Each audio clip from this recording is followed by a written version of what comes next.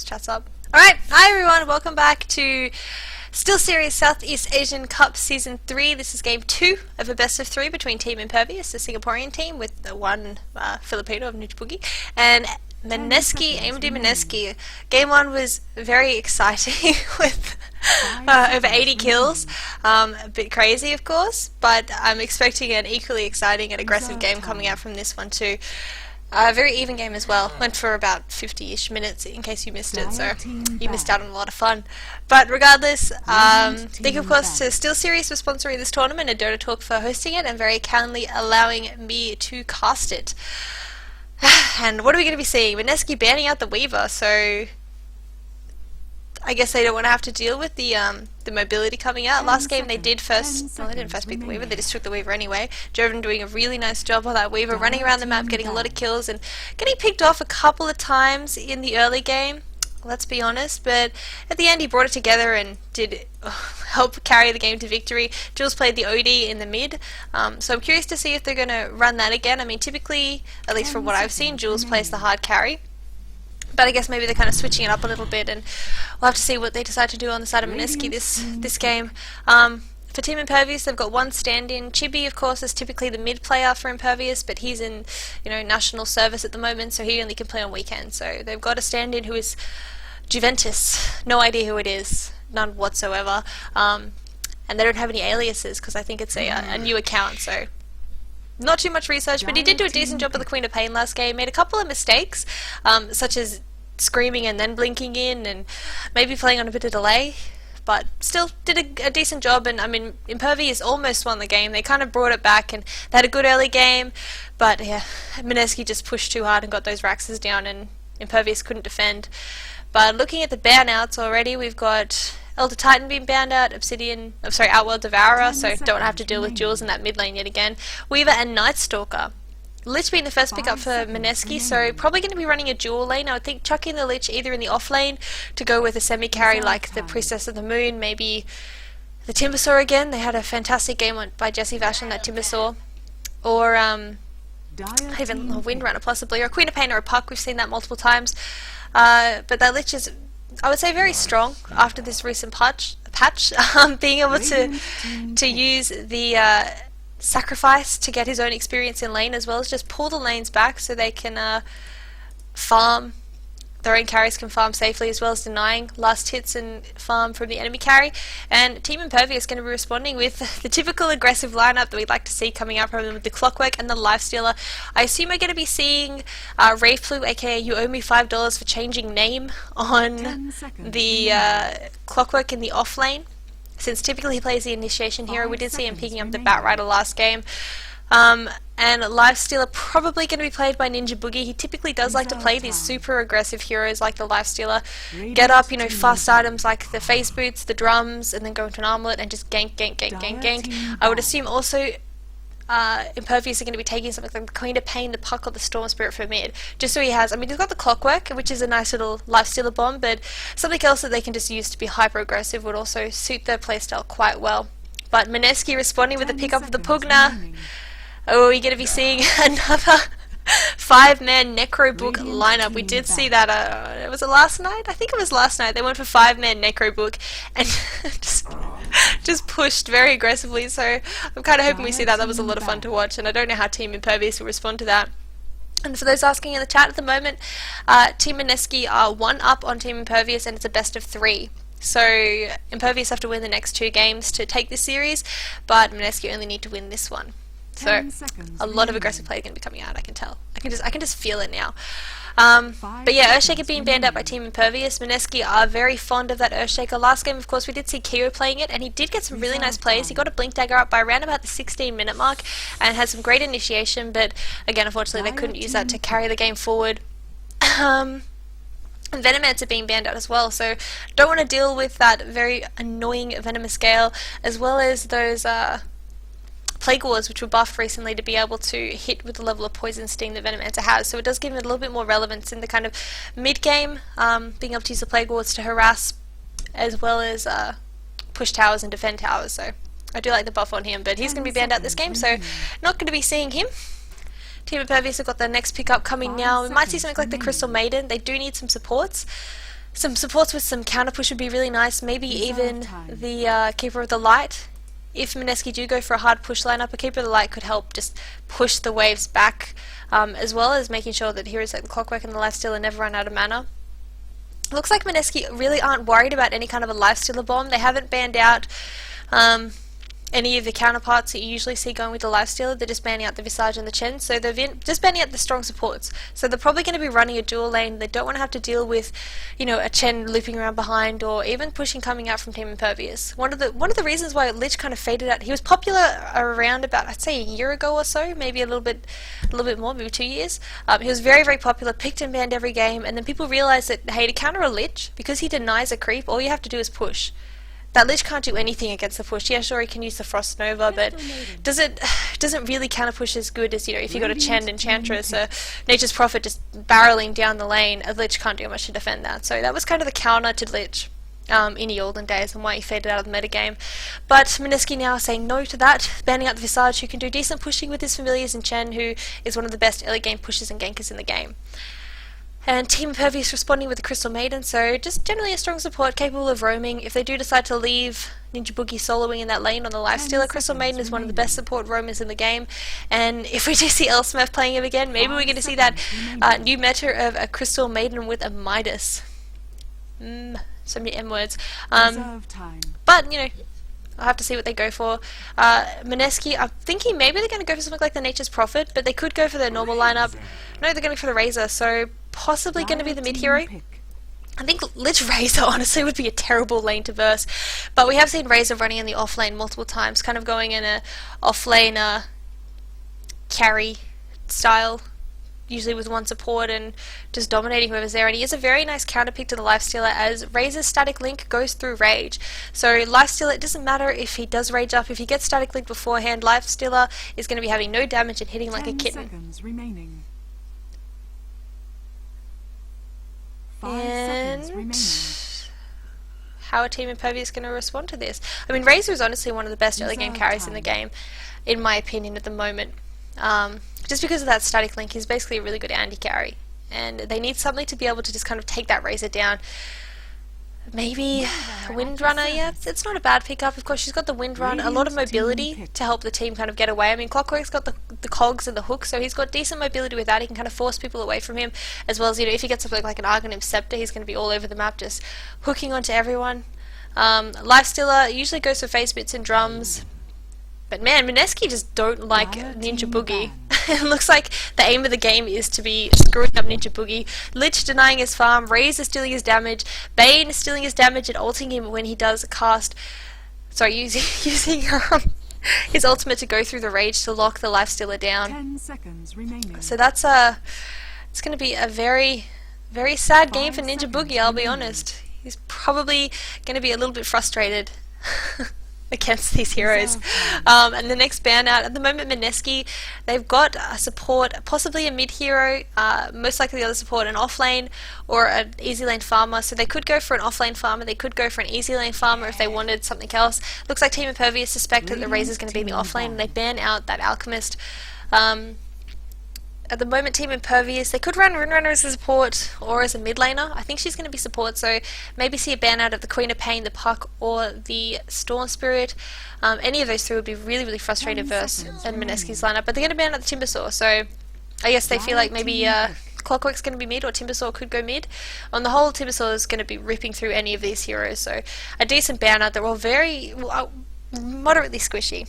Razor's got a little bit of tanking capability, and normally does go for items like the BKB, the drum, sometimes see the treads, but normally the face bits. But on the whole, he wants to take up and just be able to follow people around just to steal their damage. But on the whole, Timbersaw would just destroy all these heroes. They're all very, very susceptible to dying to nukes. So Team Impervious, their last pickup, assuming Windrunner support, they need, I would say, a mid hero. And yeah, like I said, Queen of Pain Puck, some initiation power, some more nuking damage. They'd have to watch out though because of that Pugna Nether Ward. So maybe that's what they're considering, is they don't want to get a hero that's just going to get instantly blown up by the Pugna Nether Ward when they initiate in. I mean, Barret has just been ignored this game. He could be an option, but I mean, again, normally we see the mid player for Team Impervious go for that kind of snowbally hero to carry the mid game along with Ninja Boogie and just get enough kills to to snowball forward. No, they're going to go for the anti-mage. So how are they going to lane this?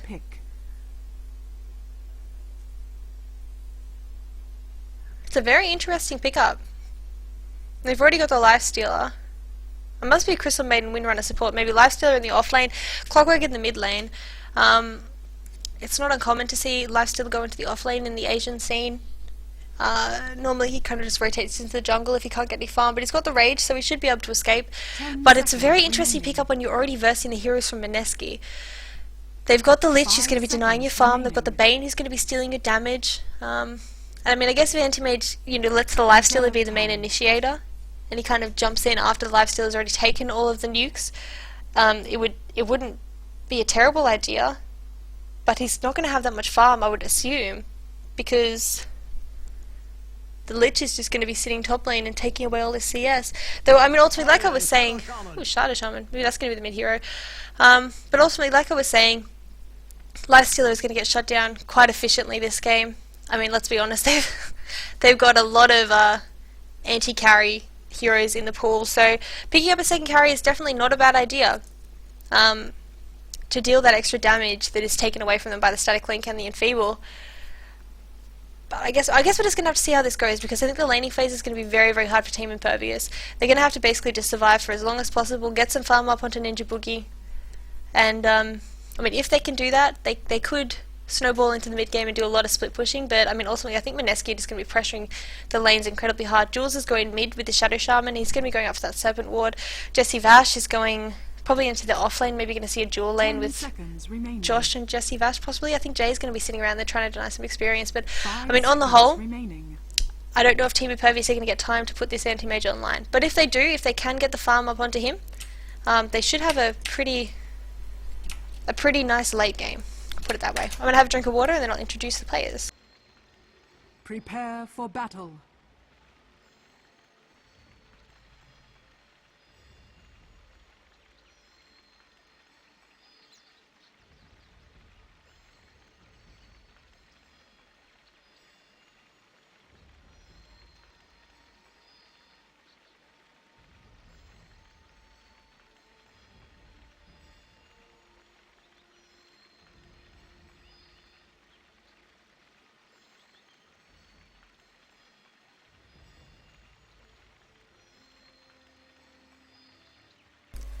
Okay, I'm back and ready to go.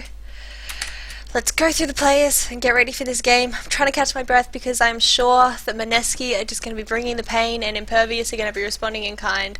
Even with the anti-mage pickup, I'm expecting it. But going through the players, on the side of Mineski, we have got Jay on that Lich. Josh is going to be playing the support Bane. Jesse Vash on the Pugna, and Jules going mid on the Shadow Shaman, and Razor being played by Joven.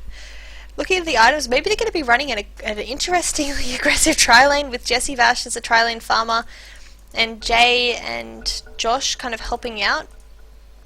Jesse Vash typically plays the offlane. It looks like they will be running 5-man top, so they're just going to be doing as much as they can to shut down this anti-mage, would be my guess, but it looks like Juventus is actually heading. I'll just go to the players on Impervious now. Elsmurf going to be playing that support Windrunner. You owe me $5 for Change Nick, aka Raveflu, on the offlane Clockwork. Juventus on that Lifestealer. Crystal Maiden being played by Kyo, and Anti-Mage being played by Ninja Boogie. And we are going to be seeing a mid Anti-Mage. He's picked up a Stout Shield first. He's been pulled 3 tangos. Looks like it's going to be 2-1-2. So Windrunner, Lifestealer going to this easy lane, and Anti-Mage Crystal Maiden going in the mid lane, and Clockwork off lane, compared to this tri-lane coming out from Mineski. I'm surprised that Jay isn't kind of standing down here ready to get the first deny as soon as possible, but it looks like maybe they want to go plant some more wards. They've already got 1 ward down here, just giving a division around this area, and if they could maybe get a ward down here, it would help quite a lot running this dual lane. But this mid lane, I really worry for the Anti-Mage. He has got the 4-man shield, of course, but Jules is just going to be spamming that Nether Shock to farm 140 damage at level 1. He could use that 3 or 4 times on Ninja Boogie, and Ninja Boogie is going to be forced out of lane. Especially since Ninja Boogie is gone for Tang. What was that? That was very weird, especially because Ninja Boogie is going for tangos. I think they're just going to be running very aggressive, and with the mana break, they should be able to harass Jules out of lane. Level 1 Frostbite has enough hold to kind of force Jules back, but I mean, ultimately, I think this is going to come down to kind of positioning, because if Crystal Maiden takes too much damage, this Shadow Shaman could easily turn around, get off a Hex, get off a Shackles, and that's going to be the death of Crystal Maiden. You can see already Jules is just using the Aether Shock to farm. He's picked up his bottle now, and he's going to be sending it out to him. Jay on the top lane just using that annoying spell to deny the creep. You can see the aggressive ward being planted by Mineski, so looking at their vision, they want to be able to see who's in the tower range, be able to dive that if they need to, and basically just play hyper aggressive. That's kind of what they want to do. They've been running this aggressive tri-lane with, I mean, it's an interesting tri-lane, but I'm assuming they're going to be going for Nightmare followed up by Decrepit Flight Blast and Frost Nova, and that should be enough to pretty much kill off the Windrunner. Lifestealer should be okay with that. He can just use the Rage to walk away, but Windrunner's going to be in trouble, and even if Crystal Maiden comes up, she could definitely die instantly from that. The only problem is it's pretty hard to leave Jessie Vash as a solo, so probably not going to see much rotation coming out from the Bane or the Lich. I mean, the only thing they can really do is kind of pull the lane back here using the denies coming out from the Lich, and then go for a roam with Jessie Vash farming under tower. But on the whole, I think it's going to be quite hard, and we can see Juventus is actually just straight away rotating to the jungle. He's having none of it. They're going to leave Elsmurf to farm the lane, which I think is a very smart decision, because like we were saying, Juventus on the top lane, he's really not going to get any farm. With that Lich just denying his farm constantly, he's better to go into the jungle to try and get some farm. But actually on bot lane, Razor getting quite low. He actually dived the tower, and Crystal Maiden's rotating in. This might be the First Blood going the way... Yes, Frostbite's going to be coming out, and First Blood going the way of Mr. Kyo on the side of Impervious. And in mid lane, though, Anti-Mage getting very, very low. He can't survive the harassment. Jay now noting that Juventus has actually left the lane. He's going mid lane to just deny some farm and experience from the Anti-Mage. They're really just doing everything they can to shut down these two carries, and now he's level 2. He's even going to be going into the jungle, possibly catching Juventus out, who was getting quite low from farming the creeps. But looks like Jules is going to be going top lane, top rune to pick up the double damage, so Jay's going to get a little bit more experience in this mid lane just until Jules comes back, and he has got his boost now, which will help quite a lot. And on bot lane, which we haven't even looked at, of course Joven did die for that First Blood, but I mean, on the whole, he's doing alright in terms of CS. 7-1 compared to 9-0. Clockwork's having a pretty good time, and he's going for that battery assault, so he knows that if Joven goes close enough to get the link off, he will be able to just cast that battery assault and force Joven back, and that's going to be the big problem. Actually, we can see a Cog's going off now. He is going to get the link off, forced. I don't even know how he got forced by that, but he's doing a lot of damage. 56 damage stolen now from the Clockwork, so Clockwork is going to be forced back just for a little bit. Crystal Maiden, no, Mr. Kyo rotating down. They want to get a pick off onto Joven again if they can. I mean, they know mid's kind of a lost cause. They've got Jules, they've got Jay, both of them who are going to be harassing the Anti-Mage quite a lot. Top is a very hard lane as well. I mean, picking up this Anti-Mage, they know that they were going to have a hard lane, but bot is just easy kills. Joven going to be stealing the damage. He turns around, tries to get a pick off, but that battery assault doing a lot of damage, and he is going to go down yet again. Second kill of the game going to Mr. Kyo. Down into the deep freeze. So score 2-0 at the moment, but I mean, in terms of laning, it is really going in the favour of Mineski. Mid lane Anti-Mage only on 8-2 compared to 18-7 on Jules. Joven, he's died twice, but he's still on 12-2-3 now, so he's doing okay, and he will just be stealing a lot of damage. Just force back both of those cogs, though. It's very, very hard to lane against Clockwork as Razor.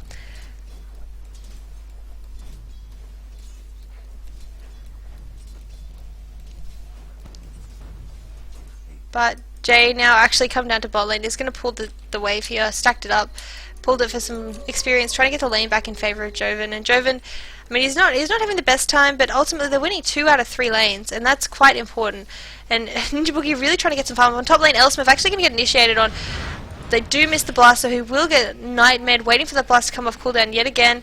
Another Shackle, not going to latch, but Elsmurf, he hasn't got Windrun, he's getting very, very low, and base attack damage of 63 plus 6 coming out from Jesse Vash, going to be scoring the last hit, and they're going to have mana boots up fairly quickly, which means even more spam coming out from Josh, so Elsmurf's going to have to play a lot more carefully, especially with his aggressive ward coming out. They do have vision at all times, but in mid lane, Kyo smoked up, coming in, Rocket is going to be scouting them out, aggressive ward planted as well. Jules will catch sight of him, he hasn't got Hex, he's only got that Shackle, but Kyo not able to quite score a kill, not able to use that Frostbite. Ninja Boogie not really in position to follow up.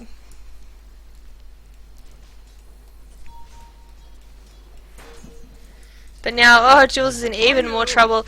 3 rotations to mid-lane. Juventus going to get that rage off. He doesn't know what to do. Power shot even coming out from Elsmurf. And Mr. Keo on that killing spree. Going to get that last hit on to Jules and on bot lane, actually.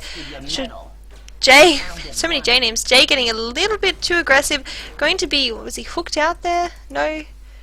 He was just walked up to and assaulted with the battery assault. So that's going to be the death of him. And score 1-4, going the way of Impervious. So even though Impervious haven't got the strongest, I mean the lineup early game is okay, but it's not the strongest, they are ultimately taking this early game in their favour. The rotation's coming out. Oh, actually in mid lane, Jules going man mode. Going to be scoring that last hit onto Raveflu, who went a little bit too aggressively. He did manage to get the hook off, but of course Jules just said, yo, whatever. Pop down the Mass Serpent Ward, and that's going to be a kill going to him.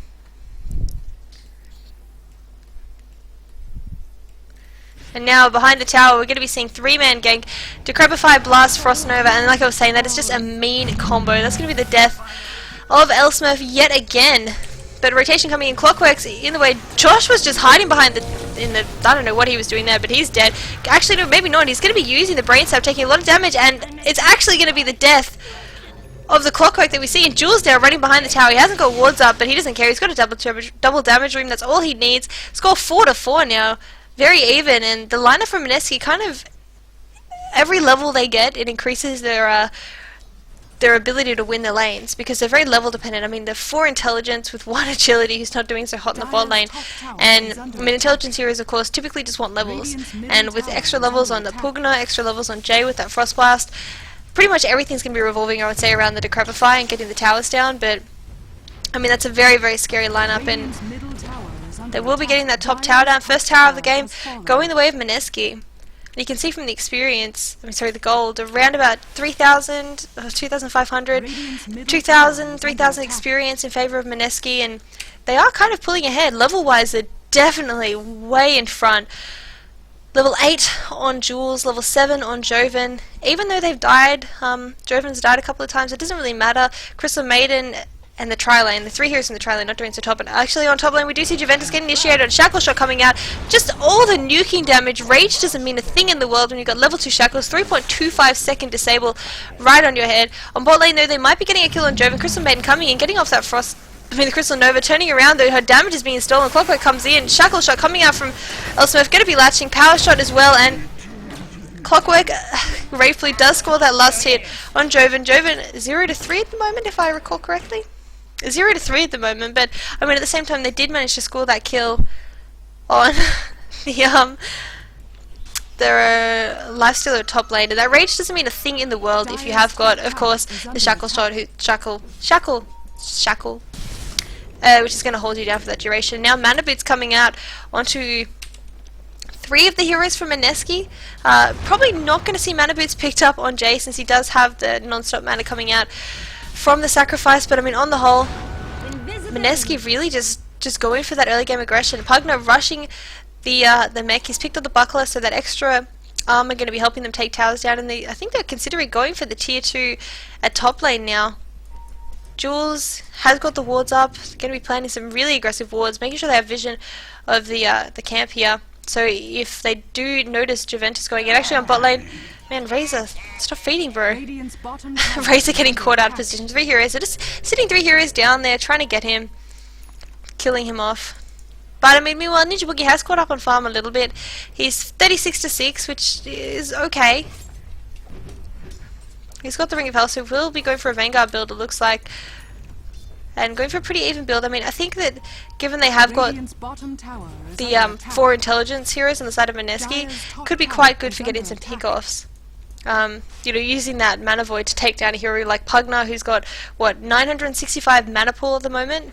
I mean, if he's low mana and you pop him with actually, mid lane, let's just go through this. Kyo coming in, he is smoked up. Mid tower, Jules is going to be dropping. Oh, actually, Lifestealer coming in inside of the oh my god, anyway. Jules is going to be dropping down. Joven now stealing a lot of damage. He turns around, it's actually 2 hits Ninja Boogie. He's stolen 196. Kyo on the run. He has got the open wins on him, but it doesn't matter, he's regenerating his speed. And poor Crystal Maiden, she's got Tranquil Boots, but is it going to be enough? No, she just gets 1 hit there by Joven, and Joven going to get that last hit. The tower on 134 health, not within deny range, and now Joven's coming back here and he says, yo, come at me bro, I've got heaps of damage, I'll cut you. And this mid tower is going to be falling, and a beautiful turnaround there for Mineski.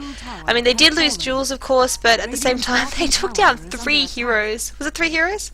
No, I think it was only 2 heroes.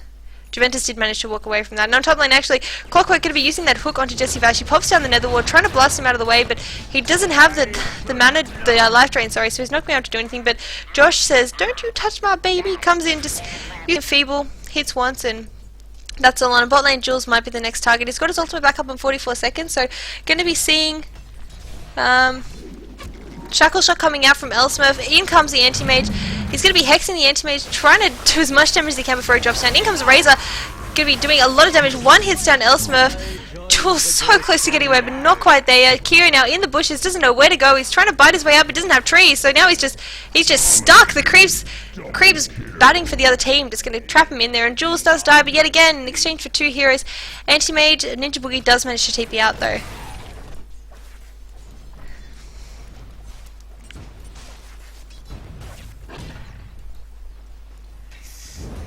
Dire's bottom tower is under attack. And here we go, bottom tower going to be going down. If they have anything to say about it, of course, with all those mana boots on Jesse Vash, on Josh, they will be able to take it down fairly quickly. And even Jules probably... No, Jules is actually going to go top and try and get a pick off, maybe on the Anti-Mage if he can. If he can get a Ward Trap, or I think he's going to go for the Hex, followed up by a Ward Trap and a Shackle. And honestly, that should be enough to take down the Anti-Mage, but can he do it? That's the question. No, it looks like he's going to back off. Oh, but Shackle not going to be landing. He pops down that ward though. Elsmurf now says, oh, what am I doing? Going to get ulted twice. But Hook comes out with the Clockwork inside him. Joven now on the run. He's taking a lot of damage. He does get decrepified, so really nice decrepify as well as asleep, but not enough. And he is going to drop down. Dominating streak going the way of Wraith Blue. Wraith Blue now says, oops, I maybe went a little bit too far and is going to drop down. So a 2-for-1 trade, taking down Joven with that dominating streak, who almost has that BKB up, in exchange for the Windrunner and the Clockwork.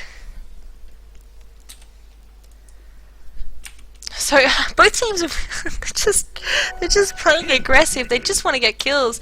Experience about 7,500 in favor of Mineski, as well as gold about 7,500. Experience about 3,500.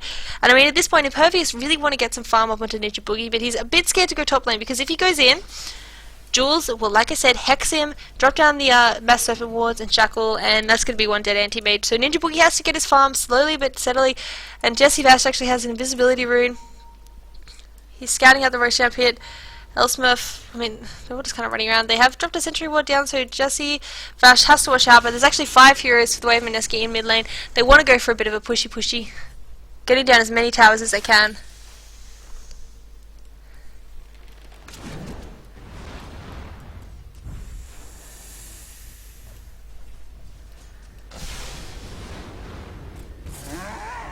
And they're playing so aggressively. It just managed to just drop down Kira. That Crystal Maiden can't do anything against the nuking damage coming out. They really have got a very aggressive early game lineup. That is what their lineup excels in, is just nuking everyone down. And at this point, they're pushing the advantage. Of course, if they let it get too late, if Anti-Mage gets fat, if Lifestealer gets fat, and they are slowly but steadily getting there, this game will be going in favor of Impervious, but Mineski are just trying to get so much of a gold advantage, so much of a kill advantage, that by the time it gets to a fat Lifestealer or a fat Anti-Mage, they should be 1 or 2 Raxes down. But of course, the line from Mineski, I would say it has a little bit of a time limit. They need to kind of get a Rax down by at least, I would say, 20 to 25 minutes. If they can get a Rax down by that point, they should be able to win this game. Of course, if they don't get the Rax, the game just gets exponentially harder. I need a drink, I'm losing my voice. But the game is going to get harder and harder for Mineski to win. And like I said, Anti-Mage getting fatter and fatter. He's going to have that Battle Fury up by maybe the 18-minute mark if he keeps farming at this rate.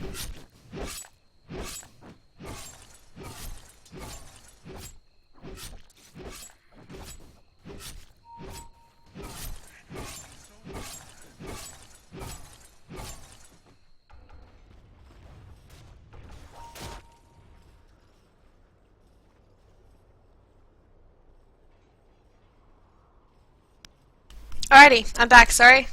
Freshly voiced up, and it looks like Mineski going to be going for a bit of a push on the bot lane. Clockwork is ready, Lifestealer was inside of him but has jumped out now, and Juventus just instantly enfeebled, planted onto his head. He's got minus 87 damage, so doing around about 18 damage a hit, which is just nothing.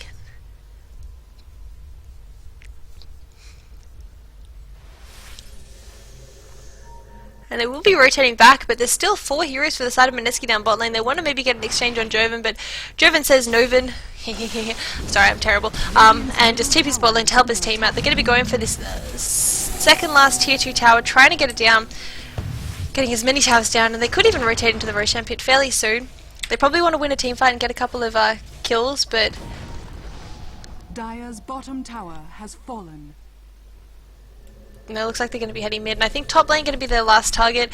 For Rax's, I think they're going to go either mid or top for the Rax choice. Mid lane, of course, easiest lane to push in. It's the fastest. Top lane, though, if they can get rid of that top lane, the whole jungle is going to be denied from that anti-mage, or at least it's going to be very risky for him to farm it. So anti-mage has to keep that in mind. It looks like they will be heading top now, because, I mean, when you've got a dual carry coming out from the lifesteal and the anti-mage, you kind of force yourself into a corner where you need a lot of farm on them, and I mean, both of them really require a lot. You can see now in mid lane, they're kind of battling for farm a little bit, but Anti-Mage says, yo, I'm really close to that Battle Fury, bro. Give me a bit of a break.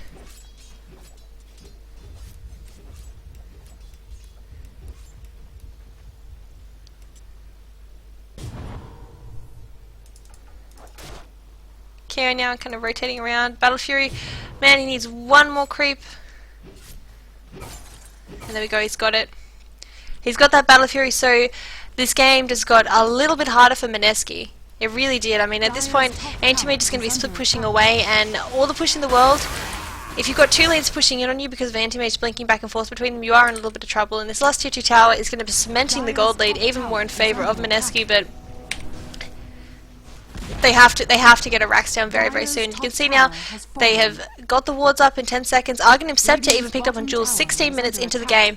So this might be the signal they need to go for the top push. And I think they go for Necronomicon Rush as well. Jesse Vash picking up a Belt of Giant Strength, which normally implies he's going for that Necronomicon. But I mean, meanwhile, Juventus is pushing mid, Anti-Mage is pushing bot lane, and they have to kind of make a break for breaking the base? What? They need to just do something now. And then it looks like they're going to be doing it, but the ward doesn't even do anything. Instantly, actually, beautiful shackle shot coming out, latching onto Jay and Jules, turning around, Mech is going to be popped, just healing them both up. That ward, they're trying to stop them from pressuring the lanes out, but there's nothing they can do. They need to get a couple of hero kills, or at least have someone who can just blink into the base and initiate, and meanwhile they lose one tower, the bot tower and the mid tower, and now Ninja Boogie just pressuring the side lane down, and of course this is when the game gets a lot harder for Mineski. Anti-Mage will never stop pushing. He's never going to stop pushing. He's just going to push until the cows come home.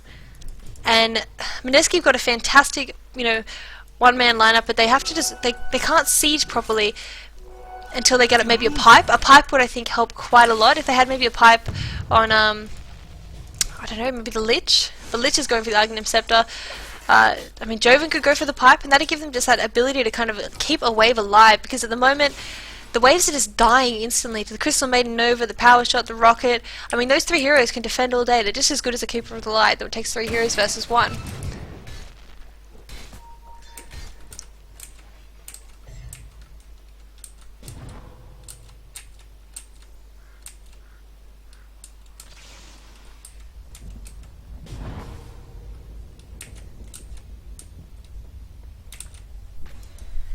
And Anti-Mage now picked up the Vladimir's offering, so as soon as he gets that Yasha, he's probably going to rotate into the Roshan pit, but Mineski says, nope, we're going to get there first, dropping down the wards from Jules. They are spotted out by Juventus, but are they going to be able to defend? An aggressive ward being dropped down by both teams, in fact. They want to have nice vision of the mid lane, but I think this Roshan is going to fall way too quickly.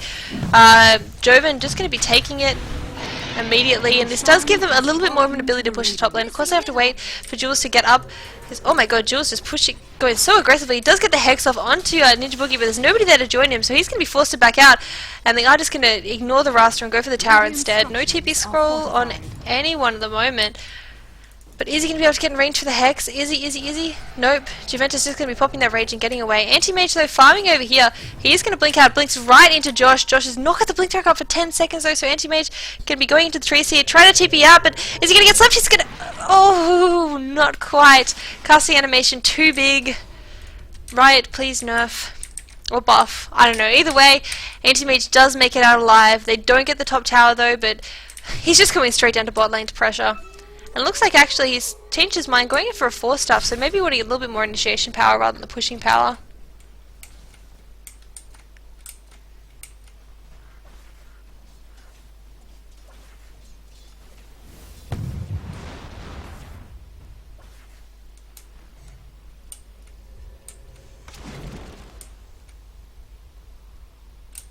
The person in chat asking why pipe? Well, because at the moment, you see how they try and push in, but the creep wave instantly gets destroyed by all the nuking damage? Do you see that? Do you see that right there? The whole creep wave is gone? That's why pipe. Because if you want to push high ground, you need creeps. They don't have the nether ward now, and the lanes are pushing in constantly from Ninja Boogie, and that pipe at least would keep one creep wave. Oh no, Joven is going to get hooked in. He pops his ultimate immediately. Just... can't do much, so Shackle Shot not going to be landing. He steals 121 damage, and maybe this is a fight they want to take. He does get frostbitten, pops the BKB, Hex immediately going out onto Ninja Boogie. Lich is going to drop down to Kyo. No, Kyo is going to drop down to Lich, and Ninja Boogie is going to go down. He goes in too fast. Elsmurf now on the run. He is going to turn out a Shackle. Not enough damage though, and this maybe is a team fight that Mineski needed. Joven will be... No, Mech is going to be popped. He's not going to drop to the tower, and Impervious... Maybe this is going to be GG for them. They are pushing the tower down. The creeps have actually just wandered straight to the base there. SNY picked up on lifestealer, but too little too late possibly. Ninja Boogie dropping down, not keeping the pressure up, does mean that Mineski now are going to be able to get that range racks at least. They're going in for the melee racks, and Impervious have got no way to defend this. There's nobody alive. And that Rax is just going to fall, and that's exactly what Mineski were waiting for. They wanted Impervious to make a mistake so they could just push in.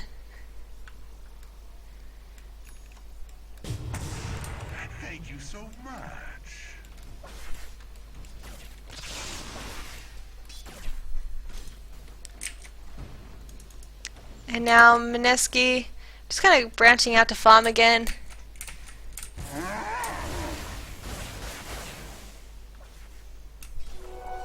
Regeneration.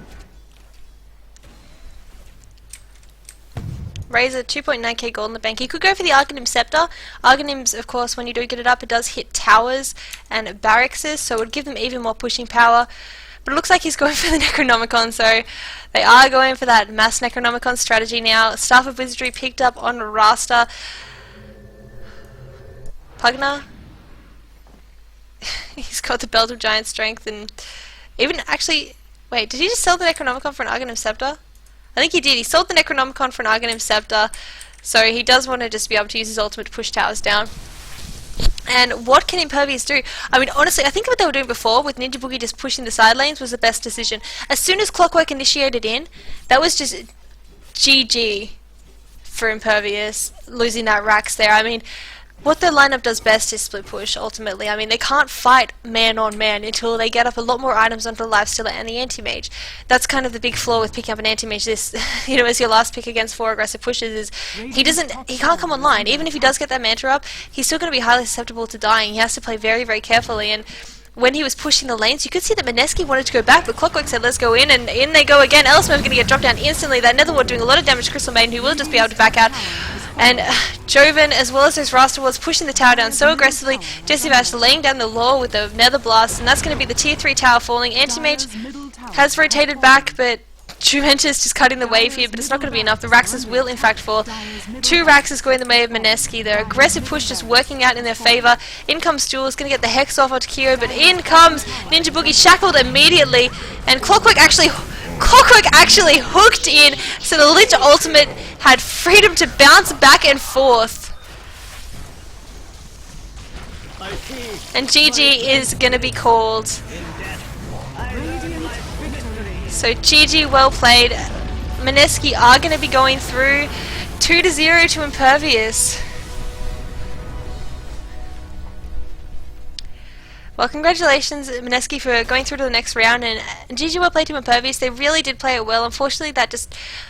I'm just going to say I think that Ninja Boogie should have kept pushing, but they decided they wanted to fight it when Mineski backed out, and unfortunately Mineski just said, okay, and turned around and won the team fight from it, and they lost the racks. And with an anti-mage, you kind of can't lose the racks that early unless you have got 4 hard counter defender thingies, and they didn't quite have that. So, man, Mineski played fantastically, really well played by them, and unfortunately Impervious are going to be knocked out, but still congratulations guys, you played your best.